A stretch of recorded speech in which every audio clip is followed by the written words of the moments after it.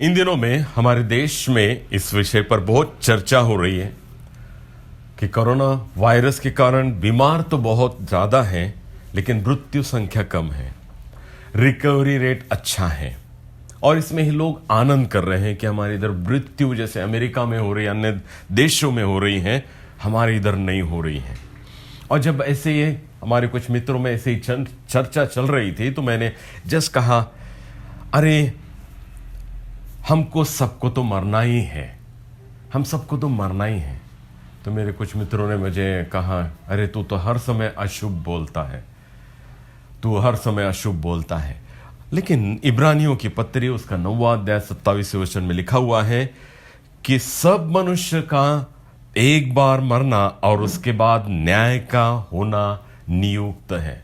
सब मनुष्य के लिए एक बार मरना और उसके बाद न्याय का होना नियुक्त है। तो बाइबल हमें साफ बताती है कि मृत्यु भी परमेश्वर की मनुष्य के लिए एक पवित्र ऐसी योजना है जिसके द्वारा वो एक अच्छा कार्य करता है। उन लोगों के लिए उतनी अच्छी ना होगी जो प्रभु यीशु मसीह को नहीं जानते हैं। उनकी मृत्यु शारीरिक मृत्यु तो होती है, साथ साथ में आत्मिक मृत्यु भी होती है। लेकिन जो प्रभु यीशु मसीह पर विश्वास करते हैं, ग्रहण करते हैं, उनकी सिर्फ शारीरिक मृत्यु होती है, आत्मिक मृत्यु नहीं होती है। और इसलिए पवित्र शास्त्र मुझे और आपको बताती है कि मृत्यु, जिस मृत्यु का खौफ इस महामारी के कारण से सारे संसार में फैला हुआ है, सारा संसार डरा हुआ है, ये परमेश्वर की पवित्र योजना है। इसको हम भूल बैठे हैं। आज हम लोग इसके ऊपर विशेष चर्चा करेंगे कि सचमुच ही मृत्यु का भय किस प्रकार से दूर हो सकता है और मृत्यु मेरे और आपके लिए कितने एक अच्छे सुहावने आशीष भरे जिंदगी का प्रारंभ करने वाली है। आज हम लोग योना नबी की किताब की ओर थोड़ा लक्ष्य लगाएंगे, उसका अध्ययन करेंगे। योना नबी सुनने से मुझे लगता है आप सब लोग बोलेंगे, अरे ये कहानी तो हमको बचपन से ही याद है। योना को पानी में डाल देना, मछली ने उससे निगल लेना और 3 दिन के बाद में फिर से उगल लेना, ये हमने बहुत दिनों से सुना है। लेकिन योना नबी की किताब अगर बड़े ध्यान से अध्ययन करें तो इसके व्यतिरिक्त भी बहुत अच्छी अच्छी बातें योना नबी की किताब में हम लोग को देखने को मिलती है और उन बातों का आज हम लोग ज़्यादा अध्ययन करेंगे। हम लोग को देखने को मिलता है कि योना नबी ये भविष्यवक्ता परमेश्वर के द्वारा चुना हुआ निनवे नगर में जाकर परमेश्वर उसको आज्ञा देते हैं कि वो जाकर सुसमाचार सुनाए। ओ वहाँ के पाप बहुत बढ़ गए, बुराइयां बहुत बढ़ गई है और उनके विरुद्ध में जाकर योना नबी को परमेश्वर कहता है कि तू सुसमाचार सुना। निनवे नगर के बारे में अगर आपको बताऊं तो बहुत से भयंकर ऐसे किस्से हैं।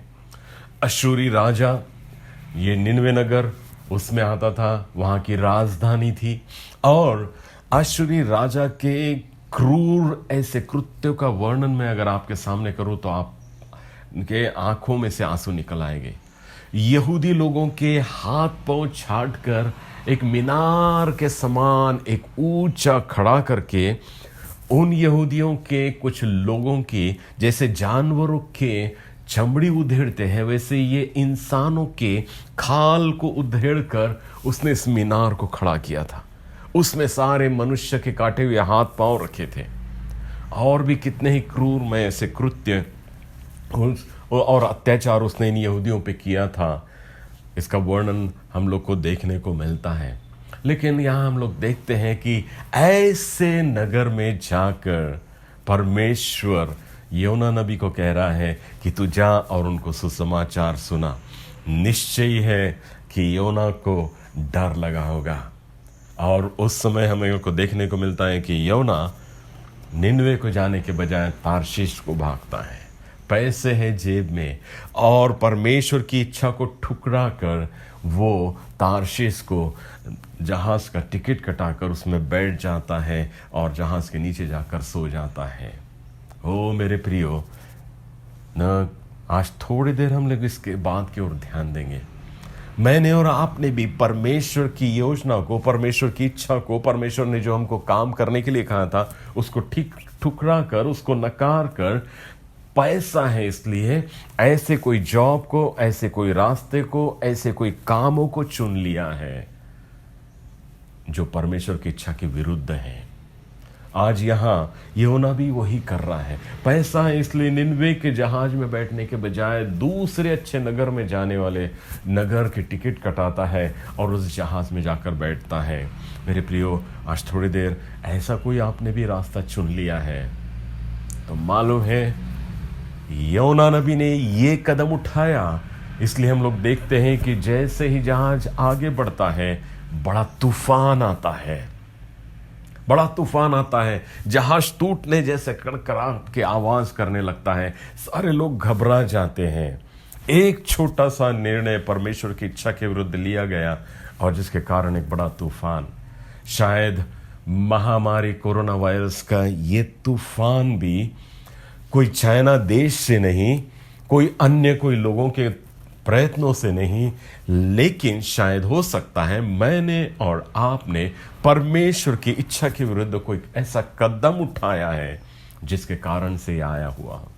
क्या थोड़ी देर अपने मनों का निरीक्षण करेंगे कि क्या हमने भी तो कहीं ऐसा कदम नहीं उठाया, ऐसा रास्ता नहीं चुन लिया जहां बहुत पैसा है, जहां ऐशो आराम है। परमेश्वर तो हमसे ये कराना चाहता था, परमेश्वर तो हमसे वो कराना चाहता था जो बहुत ही स्वाभाविक, साधारण, जिसको कोई मोल नहीं है, जिसको कोई महत्व नहीं है, और इसलिए हमने उसको ठुकरा दिया। लेकिन परमेश्वर की इच्छा थी मेरे प्रियो, लेकिन हमने उसको नकार दिया है। हम लोग बड़ी सुंदर सी बात यहाँ सीखने को मिलती है। तो तूफान क्यों उठा? चाइना के कारण से नहीं उठा है। आज हम लोग देखते हैं कि परमेश्वर की आज्ञा ठुकराने के कारण से ऐसे भयंकर घटनाओं का भी प्रारंभ होता है, जिसके कारण से सिर्फ हम यहाँ बड़ी एक सुंदर सी बात देखने को मिलती है। योना नबी को ऐसे तूफान की खबर ही नहीं है, वो जहाज में जाकर नीचे बैठा हुआ है, उसको कोई असर नहीं हो रहा है, लेकिन दूसरे सारे लोग परेशान हैं। नाव में बैठे हुए, जहाज में बैठे हुए सारे लोग परेशान हैं, तकलीफ में, उनकी जान धोखे में आ गई है।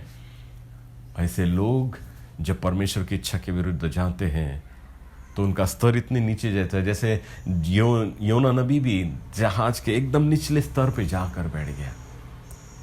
ऐसे लोग जब परमेश्वर की इच्छा के विरुद्ध जाते हैं तो उनको अपने परिवार का नाश होते हुए नजर में नहीं आता है, अपने संस्थाओं का, अपने चर्च का, अपने देश का नाश होते हुए नजर में नहीं आते हैं। वो तो आराम से पड़े रहते हैं।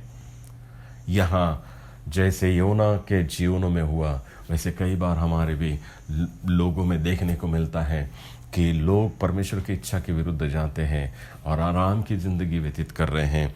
योना भी ऐसा ही कर रहा है।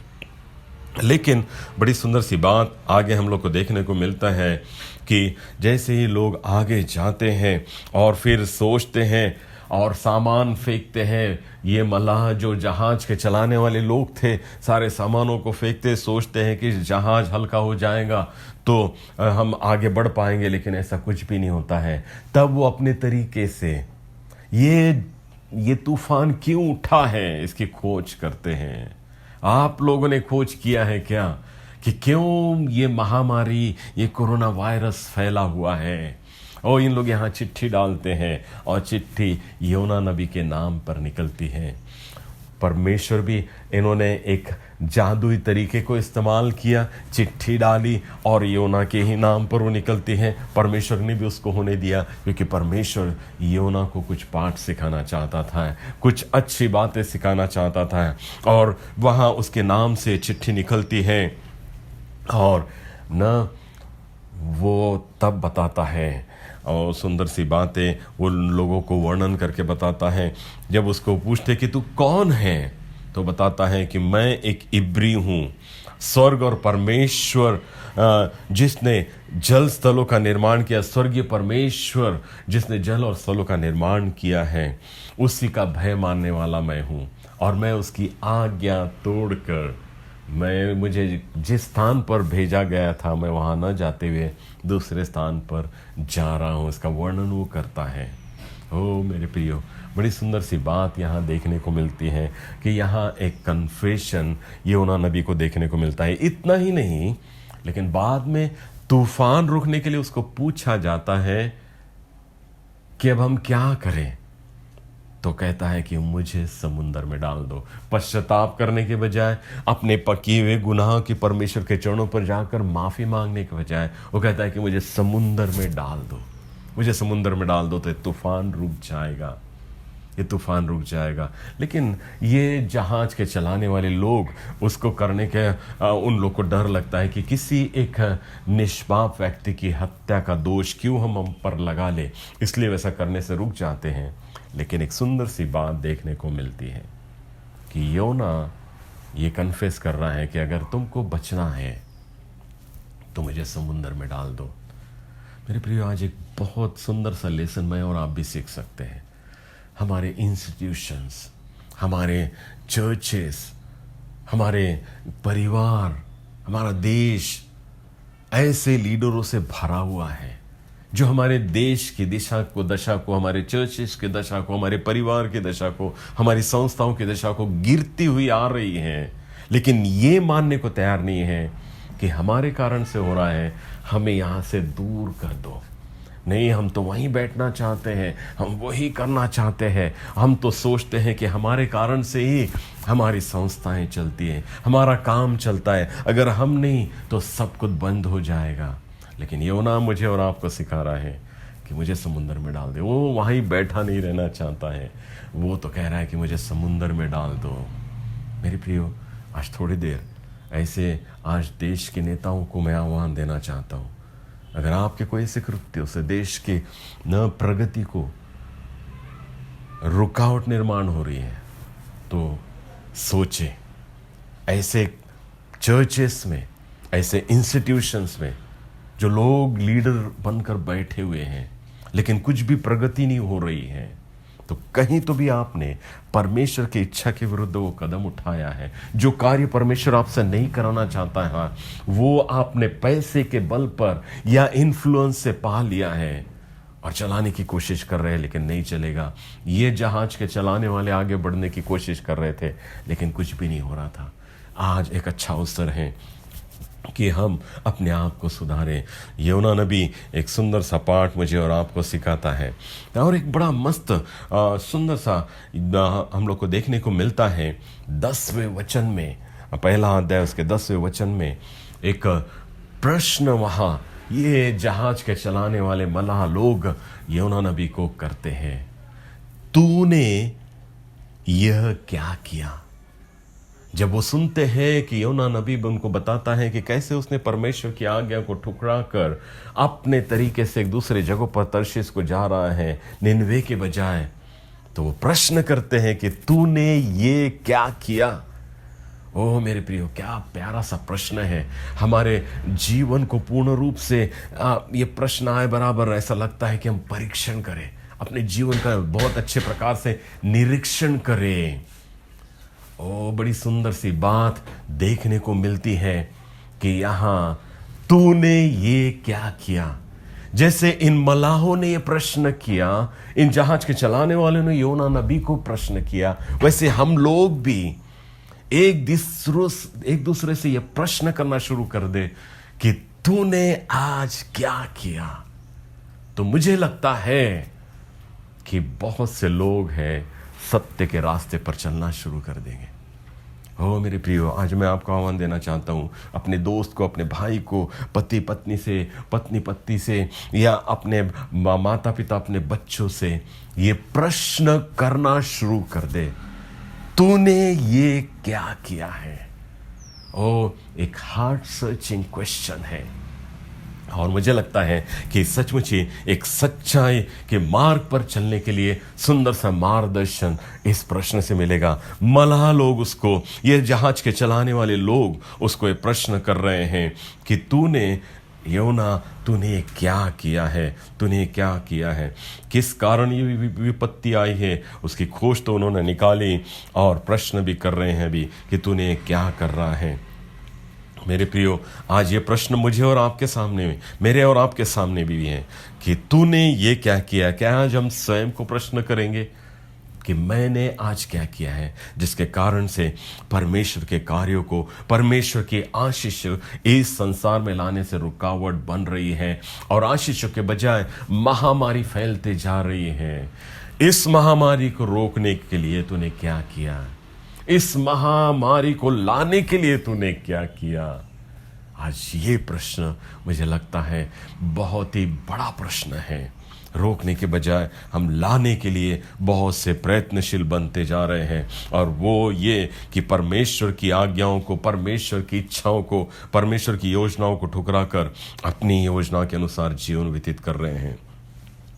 और एक सुंदर सी बात, जैसे ही यहाँ इन जहाज के चलाने वालों को बताया जाता है योना नबी के द्वारा कि वो ऐसे जल स्थल का निर्माण करता महान पवित्र परमेश्वर का जन है, उसका सेवक है, तो ये 5वें वचन में पहले अध्याय के हम लोग को देखने को मिलता है, जहाज पर जब तूफान आता है तो अपने अपने देवताओं को वो पुकारते हैं, चिल्लाते हैं मदद के लिए। लेकिन जैसे ही योना नबी के द्वारा सच्चे परमेश्वर का परिचय उनको होता है, तो यहाँ देखने को मिलता है कि यहाँ वो परमेश्वर से प्रार्थना कर रहे हैं। अभी अपने देवताओं से नहीं कर रहे हैं, लेकिन परमेश्वर से। वो आगे हम लोग को देखने को मिलता है कि 14 वचन में कि यहोवा से वो प्रार्थना कर रहे हैं। 16 वचन में इतना ही नहीं, लेकिन वो यहोवा से भय मानकर, यहोवा का भय मानकर उससे मन्नत मानते हैं और उसे भेंट भी चढ़ाते हैं। देखिए न, सुंदर सा, सिर्फ परमेश्वर का नाम लिया तो जहाज के चलाने वाले लोगों का उद्धार हुआ, लेकिन इसके बावजूद भी योना नबी की आंखें नहीं खुली। वो पश्चाताप करने के बजाय कहता है कि मुझे समुद्र में डाल दो। यहाँ 2 प्रार्थनाएं देखने को मिलती हैं। मलाहों की प्रार्थना कि वो जब समुद्र में डालते हो परमेश्वर से विनती कर रहे कि परमेश्वर इस निर्दोष व्यक्ति का लहू का दोष हम पर ना लगने दे। हम इसे पानी में तो डालते हैं, लेकिन इसका दोष हम पर ना होने दे। और उनकी प्रार्थना सुनी जाती है। बेकार के इसकी हत्या न हो, ये भी वो प्रार्थना करते हैं। और परमेश्वर उनकी प्रार्थना को सुनकर एक मछली को भेजता है, और मछली योना को निगल जाती है, मरने से बच जाते हैं। और इन नए नए बने हुए विश्वासियों की प्रार्थना परमेश्वर सुन लेता है। योना नबी की भी प्रार्थना सुनी जाती है। वो जब मछली के पेट में होता है तो प्रार्थना करता है अपने बचाव के लिए, अपने पापों का अंगीकार करता है। 3 दिन वहां रहकर वो सिर्फ प्रार्थना करते रहता है, और परमेश्वर उसकी प्रार्थना को सुनकर उसको फिर से हम लोग को देखने को मिलता है कि मछली फिर समुद्र के किनारे आकर उसको उगल देती है। और फिर हम लोग को 3 अध्याय में पता चलता है कि परमेश्वर फिर योना नबी को कहता है कि अभी उठ और फिर निनवे नगर को जा और उनको सुसमाचार सुना।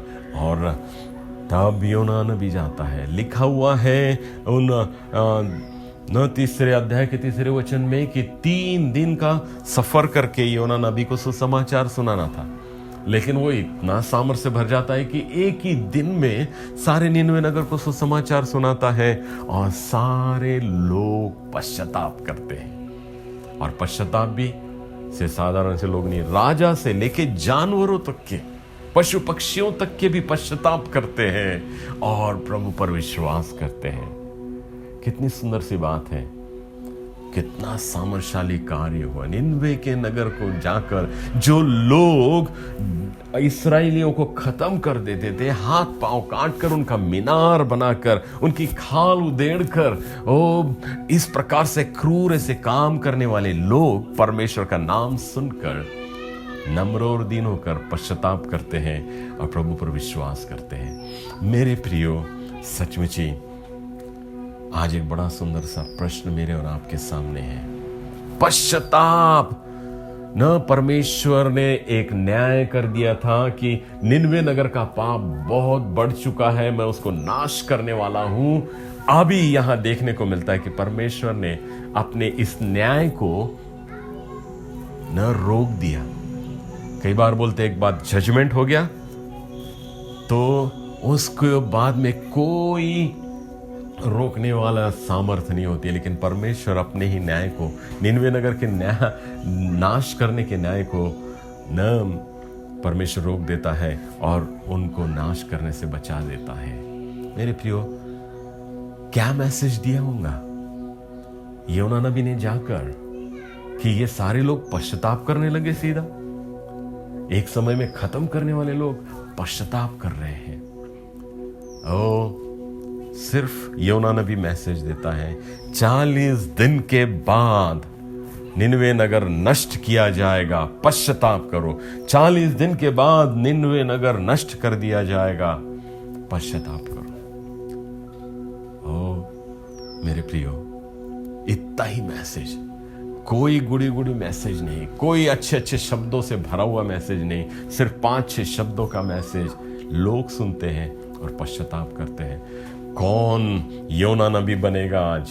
मैं जब भी आह्वान देता हूँ, बहुत से जवान लोग बोलते हैं, अरे हमको तो मैसेज देना नहीं आता, हमको तो वो करना नहीं आता, हमको तो ऐसा नहीं है, हमें बहुत सी कमी घटिया है बताते हैं। लेकिन योना नबी सिंपल सा मैसेज देता है, इतना बड़ा काम होता है, पश्चाताप का मैसेज। कौन आज अमेरिका देश को जाकर बताएगा कि चाइना को अगर सचमुच इस महान महामारी का अगर कारण समझते हैं तो उसके ऊपर फाइटर जेट प्लेन भेजकर उसको नष्ट नहीं किया जा सकता है। उसको पश्चाताप का मैसेज दो तो ये चाइना भी प्रभु के पास में आ सकता है। भारत देश को कौन बताएगा, हमारे सारे लीडर्स को कौन बताएगा कि चाइना की वस्तुओं को इस्तेमाल करने के रोक लगाने से, चाइना पर पाबंदी लाने से, इस प्रकार से चाइना को हम नहीं हरा सकते हैं। लेकिन पश्चाताप का मैसेज उनको देने से हम उनको जीत सकते हैं, उनका परिवर्तन कर सकते हैं। भारत देश में भी महामारी को रोकने के लिए कौन सा प्रभावकारी ऐसा कोई मेडिसिन है, कोई कार्य है, तो वह है पश्चाताप। लोगों ने अगर ये करें तो मुझे लगता है कि सचमुच ही और निनवे नगर जितना भयंकर पाप से भरा हुआ था, जिसके विषय में परमेश्वर ने न्याय दे चुका था कि वो नाश किया जाएगा 40 दिन में, जब वो पश्चाताप करते हैं तो परमेश्वर उनको भी छुटकारा दे देता है। तो मेरे प्रियो, ये पश्चाताप का मैसेज अगर मैं और आप इस संसार को देने लगे तो निश्चित ही ये महामारी कोई दूसरे तरीके से नहीं, मेरे और आपके पश्चाताप करने से जैसा निनवे नगर बचाया गया, वैसे हम सारे संसार को बचा सकते हैं अगर ये पाप अंगीकार पश्चाताप का मैसेज आज हम संसार को दें। कौन जाएगा, कौन योना बनेगा, कौन इस मैसेज को लेकर संसार को जाकर सुनाएगा? मेरे प्रियो, प्रभु आपको आशीष दे।